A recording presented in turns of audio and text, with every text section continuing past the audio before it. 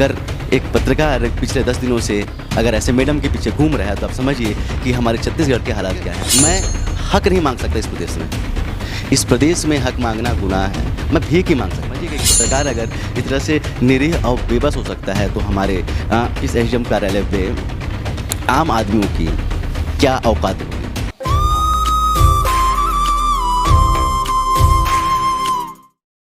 अभी मैं आपको आज़ाद भारत की आज़ाद तस्वीर दिखा रहा हूँ। मैं आपको बताना चाहूँगा, मैं अभी एसडीएम कार्यालय के अंदर बैठा हुआ हूँ।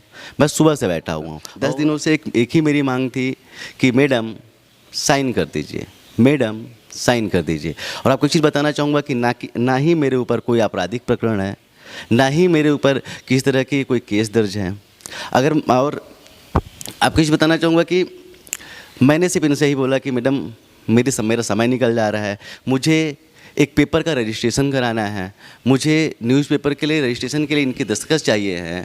तो आप समझिए कि हमारे छत्तीसगढ़ में कैसा हो रहा है। एक तो हमारे प्रदेश की सरकार बोलती है कि पत्रकार सुरक्षा कानून लागू करेंगे, वो लागू नहीं होता है। इसके बाद में अगर एक पत्रकार पिछले 10 दिनों से अगर ऐसे मैडम के पीछे घूम रहा है तो आप समझिए कि हमारे छत्तीसगढ़ के हालात क्या हैं। और छत्तीसगढ़ की जनता से बोलना चाहता हूँ कि मैं हमेशा आपके लिए खड़ा होता हूँ। आपने देखा होगा जब भी ज़रूरत होती है तो आपने मुझे अपने बीच ही पाया है।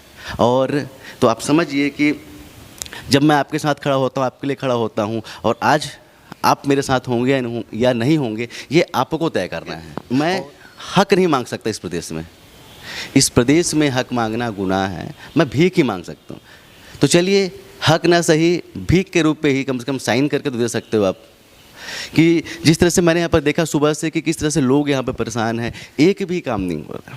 लोग बराबर परेशान हैं, यहाँ से दुखी मन से बाहर निकल रहे हैं। तो एक बार कलेक्टर साहब आप भी हैं और आप देखिए कि आपके रहते हुए इस एसडीएम कार्यालय पे किस तरह का व्यवहार होता है एक पत्रकार से। आप समझिए कि एक पत्रकार अगर इस तरह से निरीह और बेबस हो सकता है तो हमारे इस एसडीएम कार्यालय पे आम आदमियों की क्या औकात होगी। आम आदमी किस तरह से आप अपना काम कराता होगा। चलिए, आपको बताना चाहूँगा पूरा मामला क्या है कि ये टाइटल वेरिफिकेशन फॉर्म है। इसका मतलब ये होता है कि जब हम कोई भी व्यक्ति अगर जब अपने पेपर का रजिस्ट्रेशन आरएनए पे कराता है तो उसके लिए सबसे पहले टाइटल वेरिफिकेशन होता है और उस पर क्लियरली लिखा हुआ है कि एसडीएम के साइन चाहिए होते हैं। तो इस साइन के लिए मुझे घुमाया जा रहा है। तो आप खुद समझ सकते हैं कि हमारे प्रदेश में क्या हालात हैं, प्रशासनिक व्यवस्था का क्या आलम है। चलिए, तब तक हम इंतज़ार करते हैं मैडम का कि मैडम कब हमारा साइन करके देती हैं और कब हमें भीख देती हैं। जय हिंद।